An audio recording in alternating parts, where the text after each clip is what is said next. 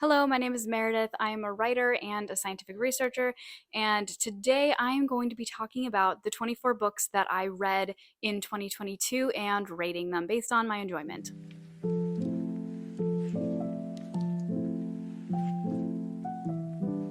A couple disclaimers. One time I saw a review of a book I really loved and they gave it a really low star and I was devastated. So if I give your favorite book a low star rating, just remember that your enjoyment is different than mine. We have different tastes and, love what you love. Keep reading whatever makes you happy. These are just the things that I enjoyed based on my specific tastes for science and romance and fantasy. And, my tastes of enjoyment don't always line up with what are classically considered good. So it's just a way for me to really open up the conversation about whether or not I liked the book, and we'll just go from there. My goal for this year of reading was basically I took writing seriously for the first time ever, and I was like, well, I'm gonna have to take reading seriously too if I wanna be a writer. I hadn't read since ninth grade, which is like, I don't really know how many years ago, like eight or something. So that's a really, really long time since I seriously read books. And I've read a couple since then, some big fantasy names, but really not a lot and not widely and not in a bunch of different genres. So this year, my goal was basically to catch up with the rest of the world and read some classics, read some just staples of modern literature and, what's popular right now. So I could basically catch up with the conversation and enjoy what other people were talking about.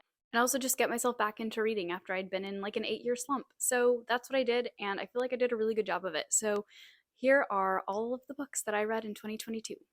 I'm gonna go by month because that's an easy way for me to keep track of them. It's also just nice to chronicle the year on a time scale and kind of just go through a journey of all the things that I read this year and why and if I liked them. So let's get started with January. In January, I only read one book. It was Xenocide by Orson Scott Card. I'm going to rate this book a 4.5 because my enjoyment was really, really high because it had a lot of things that I loved, such as biology and genetics and engineering viruses and wondering if viruses are sentient. And it was really cool. There was also a really cool physics principle that he extrapolated that I just thought was really interesting. So basically, he did great, great stuff with science. That is kind of something I aspire to use that level of imagination and take science from where we know and what's kind of real and pull it past that and make it believable. I thought he did that so well. So I enjoyed it a lot, but I think the actual bones of the story are more like a 3.5. But I loved it so much that I don't care. I read 3 books in February, the first of which was Oathbringer by Brandon Sanderson. This book gets a 3 out of 5 stars from me because it was a really long trek and I just found it honestly kind of boring. Like Words of Radiance, like every page caught me, like I read it very quickly. This took me months. Yeah, I thought it could have been a lot more interesting. I thought it could have been tighter. I really do think that he could have cut some stuff down and just had a clearer path to our goal. What I will say for it is that the ending is spectacular. He does the Sanderson avalanche where everything comes out.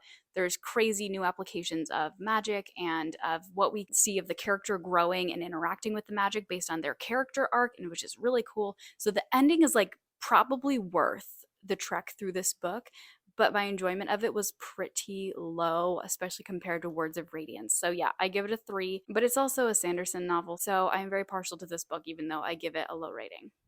The next book I read in February is this one. It's called Double Helix. It is by Nancy Werlin.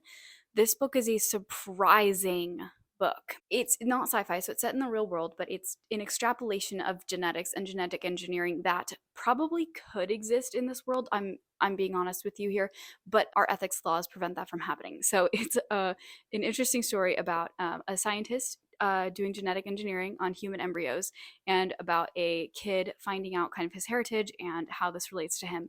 It's really, really engaging. I read it in one day. I absolutely loved it. It's like 4.5 for me.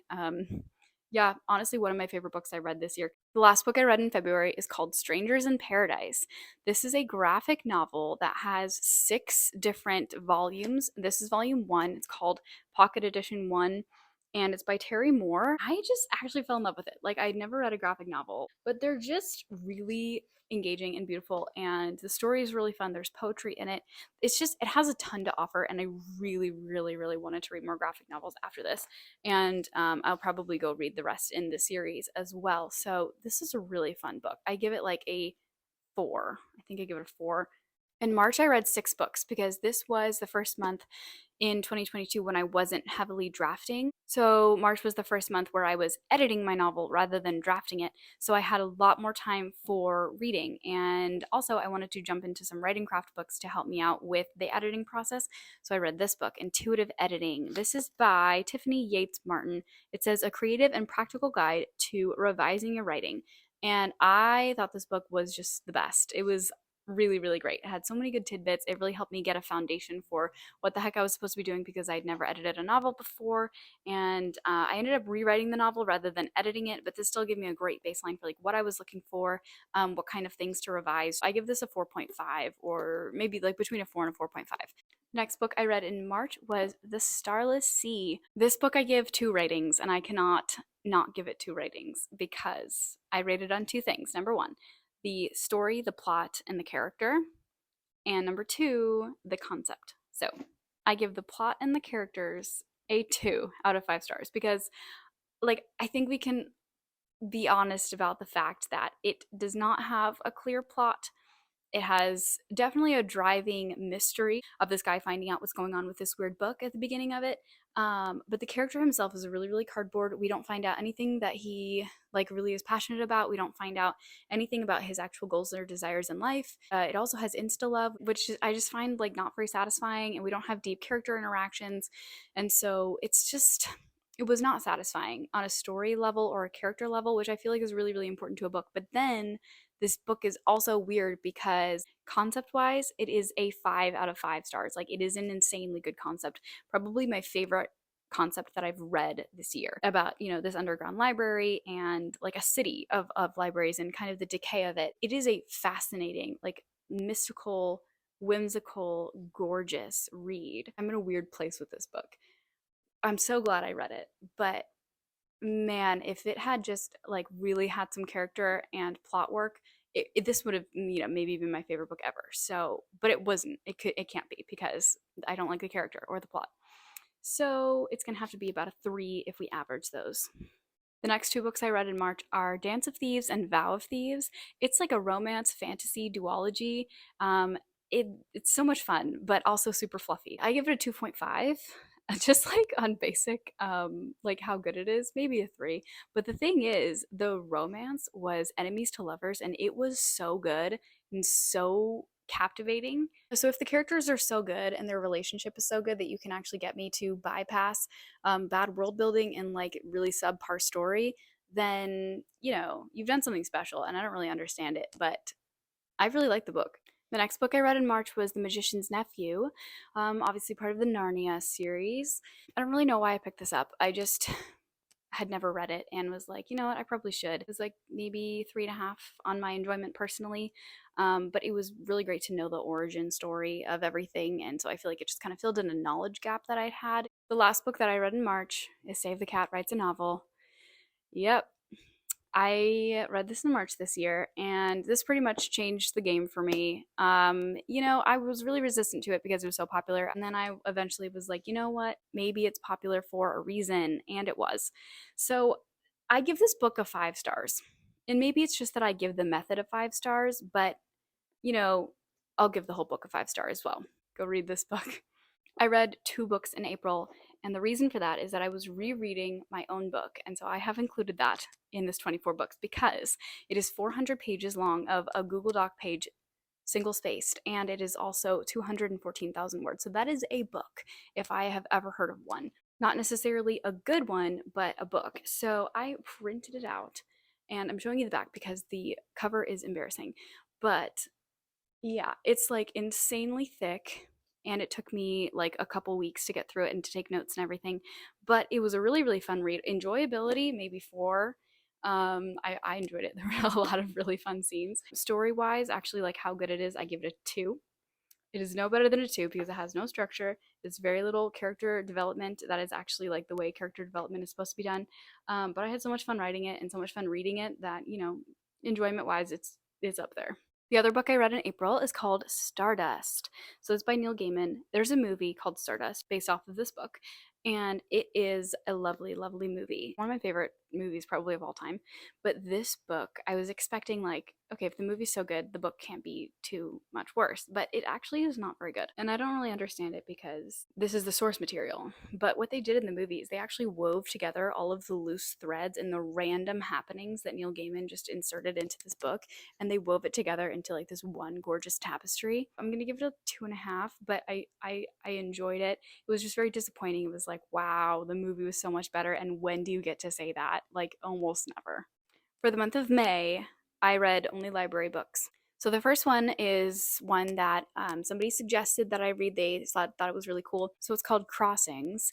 It is a really interesting book. So you can read it from forward to backward like a normal book. Or you can read in what's called the Baroness sequence, which is at the end of every chapter, it'll give you a page number to flip to, and you flip to that, and it gives you the story woven together. I've never seen something done like that, and I love the artistry of it. The book itself, I was not crazy about, especially because I don't really root for the main character, and I didn't like her.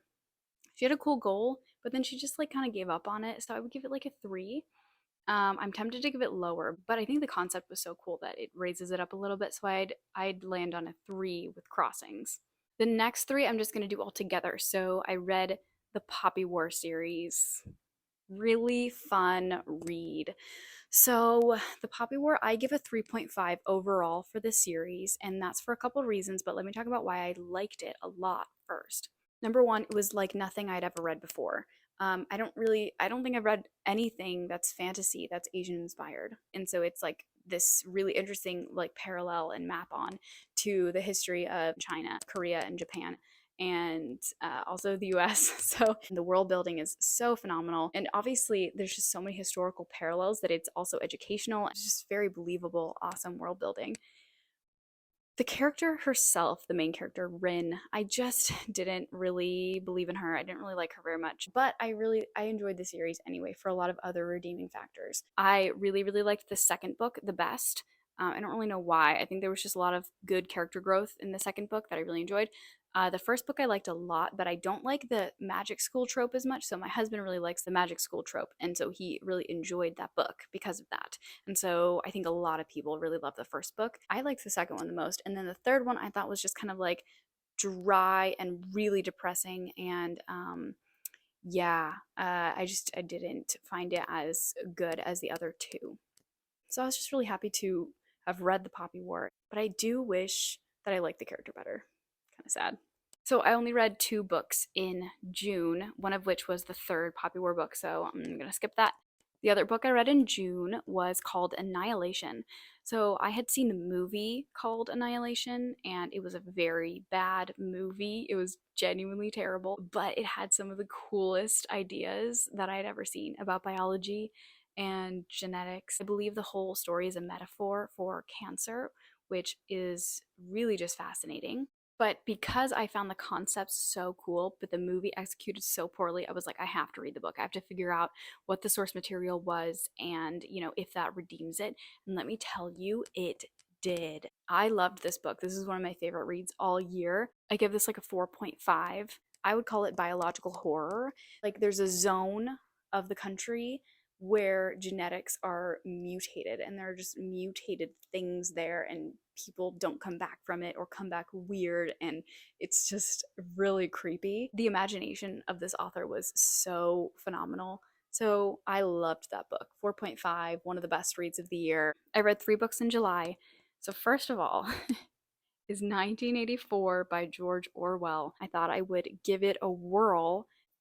This gets my lowest rating of enjoyment for the year because I did not enjoy it. It gets a 1.5. It was a really slow read. It put me into a slump. It took me 4 months to finish, so I finished it in July, but I started reading it a lot earlier than that. I mean, obviously, the ideas are incredibly important about like thought police, censoring, erasing information, changing the truth. What is the truth? Who determines the truth? Privacy, stuff like that. Like it has incredible themes that I'm really, really glad to have read in the past, but the experience of reading it was truly not my favorite. So I'm not saying that this book, the value of it is like a 1.5 out of 5 stars. I just would not read it again, but I'm super glad to have read it. The next book I read in July is The Time Traveler's Wife. So this book is really just a lovely book. It's the only book this year that made me cry, so it gets the Make Meredith Cry award. Reading it was just a lovely experience because it has themes about like love and loss and life, and how to spend your time well and what sacrifices do you make for the people you love, and just like what's important to you. Themes that can like evoke tears from me because I am so engaged in the story and in these themes. Like that's a book well done, and that's a story well told. And so this book gets a 4.5 from me because I just think it does everything super well. I don't really know what the public thinks about this book, but I thoroughly liked and enjoyed and appreciated this book. So yeah, a 4.5. The last book I read in July is Mara, Daughter of the Nile. This book is so much fun. I hadn't read this since I was really young, maybe like 11 or 12 or something. It had been so long, and I knew that this was one of my favorites when I was little. So I reread it because I couldn't remember it, and it was just as good as I remember, which is crazy because it's been more than a decade since I read this book last, and it holds up, is all I'm going to say. So it's about a girl who lives in Egypt during a time of a political upheaval, and she becomes a translator for both sides of the political game and has to be a double spy, and basically by the end of it, pick her side. And it's so cool. It is so cool. There's a romance, it's amazing, and it's just a very satisfying book to read, and it's short, so you can like zoom through it in a day or two. So this is one of my favorites, and I think I also just probably give it more stars because it's very nostalgic to me. It was a joy to read again. I give this 4.5. I feel like besides Save the Cat, there's nothing that quite gets me to a 5 because let me tell you what was a 5 in my book. This is a very quick detour. Mistborn. Mistborn is a 5, specifically the Hero of Ages, for the ending and for everything else. But also, I have problems with it, like, characters. Like, I wish they had a little bit more pizzazz to them. I don't know why I'm just rating random books now, but you need to understand, like, this was my favorite book series for years and years and years of my life, and I haven't quite found anything to top it. So it's kind of just hanging there at the number one spot. And so I'm like, if I don't enjoy anything as much as I enjoyed these at the time that I read them, it can't be a 5. So that's why I'm not rating anything besides Save the Cat a 5. So everything that I love gets a 4.5. And when I find a new thing to replace this, it will be a 5. Okay, at this point in the year, in August, I started drafting the rewrite of the book that I had finished earlier in the year. So reading really took a backseat. So I did not read anything in August because I wrote 70,000 words, and frankly, to ask me to do both is just ridiculous. So the next month in September, I read one book, and it is Norwegian Wood by Murakami. This book is really funky, and I just wanted to basically figure out what the hype was about, kind of just understand his personality. And I'd also done the Murakami challenge, which was a lot of fun, waking up at 4 in the morning. And that habit stuck with me for a while, and I found it really valuable. So I was like, what kind of story does a man who wakes up at 4 in the morning write? And I had to know. So I read Norwegian Wood. I really liked it. I think I'd give it like a 3.5. Now, that doesn't seem very high. It's just that I don't read things in this genre very often. For what it was, I liked it quite a bit.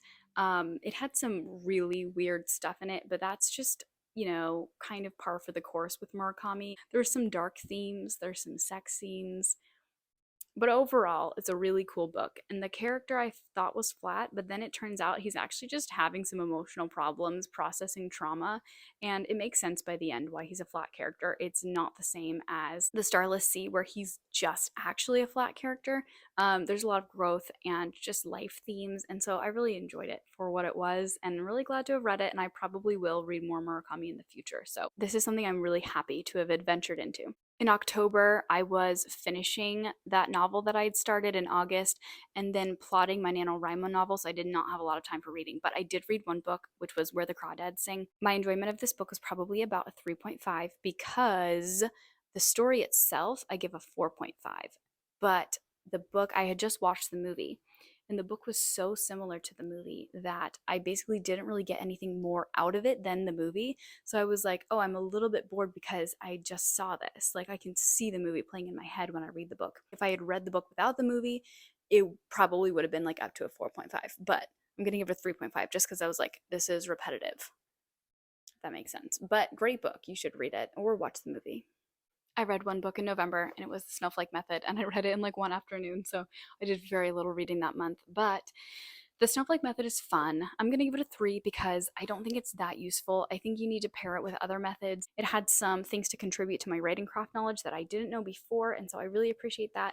But when you compare something like this to something that's as revolutionary to your process as Save the Cat, it doesn't really compare. So I think it's kind of just like a weaker method, but I'm really glad to have read it and to have incorporated it into my knowledge. So I give it a 3. The last book I finished, which is probably the last book I'll finish this year, but I will talk about that in a second, and the only book I finished so far in December is Six of Crows. Yeah. So I finally read this book. This is just so popular and I've been dying to read it for a long time, but I finally got around to it. Six of Crows was great. I give this a 3.5, and I know that sounds low, but basically there were a couple things that I really look for in a book that this didn't. Like, it didn't have the feel, like I'm more of a whimsical person, and so to have something like really grimy that didn't have like themes that were whimsical, like I can understand grimy if it has whimsical themes, but it really didn't. But it did have romance that was fantastic. I probably should rate it higher, but I really just feel like it was a 3.5. So I loved reading this, but I think I want more from my fantasy books. I don't know, maybe that's really controversial. Who knows? I don't know. Let me tell you something. Graysling and Bitterblue. Six of Crows doesn't quite top these, but it's also a very strong contender. And so it's really solidly in that range of like, wow, this was great. I'm so glad I read this. This really just like filled up my YA fantasy meter and wasn't boring. So I really loved it, but not quite as much as these. Okay, those are all the books I have read. Tiny bit of bonus content. The 2 books that I'm still hoping to finish by the end of this year and maybe get 26 books read, although I think this is so unrealistic that it's laughable because I still have to finish the rest of my NaNoWriMo book, so I think it's really ridiculous to expect this of myself, but I really want to just kind of dig into some books like during the Christmas break, so hopefully I do this, but if not, that's okay. The 2 books I want to finish are, first of all, Crooked Kingdom, the second of the Six of Crows. My stretch goal is to also read this book, Circe. I don't think it's going to happen. I want to. I read Song of Achilles. I loved the prose, thought it was really charming, so I want to read this too. But if I don't get to it before the end of the year, then it will be my first book for next year, and that will be fine. Okay, those are all my books. You are now exposed to everything that I have started reading and finished reading in the past 1 year of 2022. I feel like I really accomplished my goal of just getting like a base knowledge of the popular literature that's out there that people are talking about, and there's so much more to read, but I feel like I did a good job with some of the basics, getting some of the really well-known authors in the world under my belt, especially in the genres that I love. And also, I accomplished the huge goal of getting myself back into reading after a huge hiatus, like nearly a decade of not reading when I used to be a huge reader. And I didn't think it was possible because my attention span was super short, but I was like, if I'm a writer, I have to be a reader, and I think we're back in the game. Thanks so much for watching all of the books that I read this year. And if I gave a rating to a book that you really loved that crushed you, I am so sorry. Please just remember that is just my opinion, and my enjoyment varies based on what my specific hobbies and interests are, and yours are going to be different. So hopefully we can all just enjoy talking about books together. All in all, I had a lovely reading year along with a lovely writing year, and yeah, I'm so happy to jump into another year of new books and new ideas. If you enjoyed the content, make sure to leave a like and also comment and let me know some of your favorite books you read this year. Also, don't forget to subscribe if you haven't already to see more from me. Happy writing and reading, and I will see you in the next video. Bye.